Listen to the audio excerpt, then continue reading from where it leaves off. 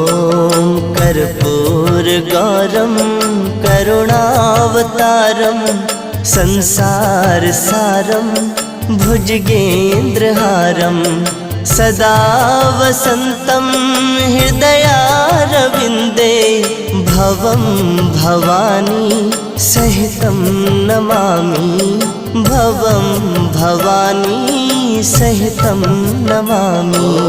कर्पूरगौरं करुणावतारं संसारसारं